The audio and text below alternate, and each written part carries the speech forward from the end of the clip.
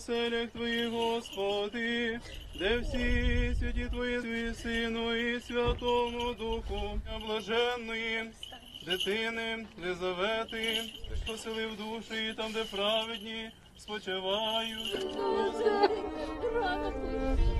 Як ми будемо без тебе жити? Не побачила, не побачила.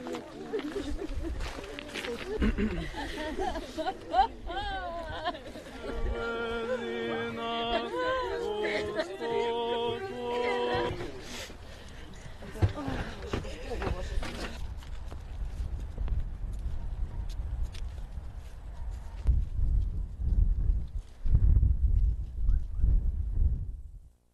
4-year-old Ukrainian girl, Liza, killed in Russian air missile attack.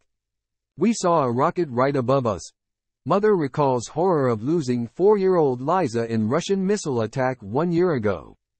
Relatives and friends attend the funeral ceremony for Liza, a 4-year-old girl killed in a Russian attack on the Ukrainian city of Vinnytsya last year.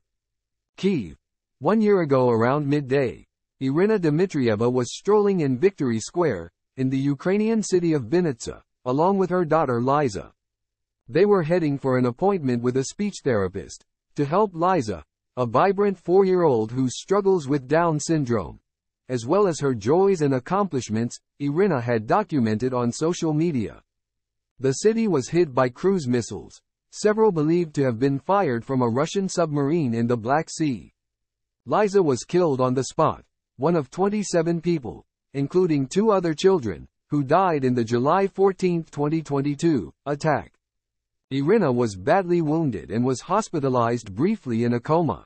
We raised our heads together and saw a rocket right above us. It fell on the House of Officers, in that direction. I thought, that's it, Dmytriyeva told Current Time. I leaned on the stroller. My face was next to Liza's. Then an explosion, the earth shook. I sat down near the stroller and started screaming. My phone rang in my bag.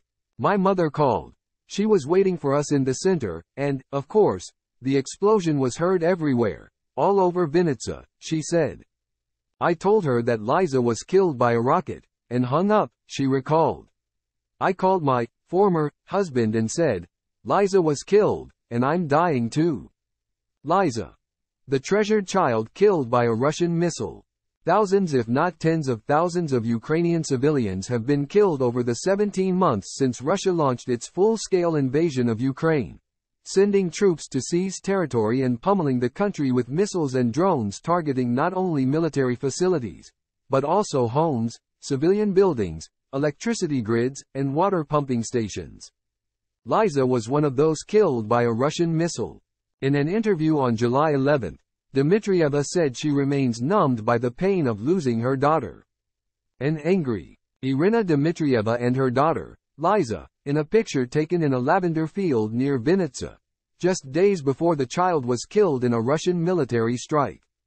Even if all of Russia is destroyed, it will not bring back our loved ones, she said, speaking by video from her home in Vinnytsya. A lot of people are involved in this war, she said. Justice will be done when absolutely all Russians who are guilty of war crimes are destroyed to the last drop of blood. Every new skill is a great joy.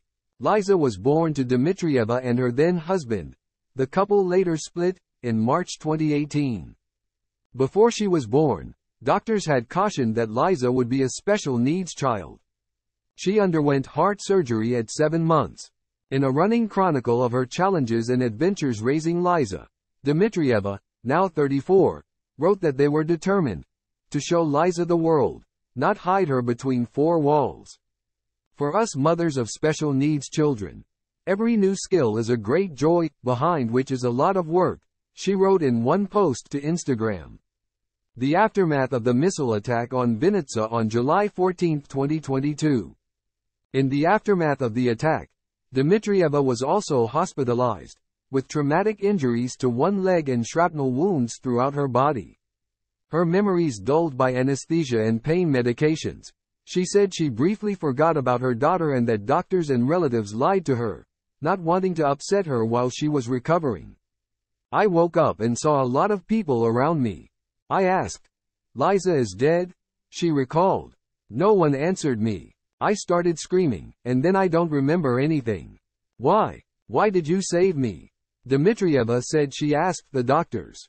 Before the February 2022 invasion, Dmytriyeva stayed in regular touch with relatives in Russia, her mother's cousin and her children. After the invasion, disagreements began, she said, and it was hard, if not impossible, to stay in touch. After Liza's death, Dmytriyeva said, relatives called Dmytriyeva's mother to express condolences. Dmytriyeva herself, she said, refused to talk to them. For me, these people do not exist, and I don't want to know anything, she said. For me, this country is completely dead. Dmytriyeva said her chronicles of raising Liza had drawn a sizable audience and followers, on Instagram, including many Russians, some of whom faced similar challenges with their children. In the months after the invasion, before and after her daughter's death, many in Russia began to unfollow her, she said, as her posts also featured criticism of Russians for the invasion. After the tragedy, even some people from Russia told me, I'm sorry. We won't be able to communicate with you, since you have become a threat to us, Dmytriyeva said. After undergoing more surgeries and recovery at a hospital in Austria, Dmytriyeva returned home, and she volunteers to help groups for children at orphanages who have special needs. The stroller Liza had been sitting in when she was killed in the Russian missile strike. She also continues to write about being a parent to a Down syndrome child, trying, she said, to break down stereotypes and misconceptions about what that means. Liza was ordinary for me, albeit with some special qualities, she said. Before the war, she went to an ordinary kindergarten. In the evening I picked her up, we constantly walked, had a busy time, played, she went to speech therapists and other specialists. Absolutely normal development in a child. Yes, it was a little difficult, but everything is possible. We have special children who are immediately buried, she said, referring to social expectations about special needs children. She said in Western countries that isn't the case. Why is it so in the West, but in our country, it is different, she said. When I feel that I can do at least something to solve problems for special children in Ukraine, it warms my heart, she said. I understand that I am on the right track, on the right road.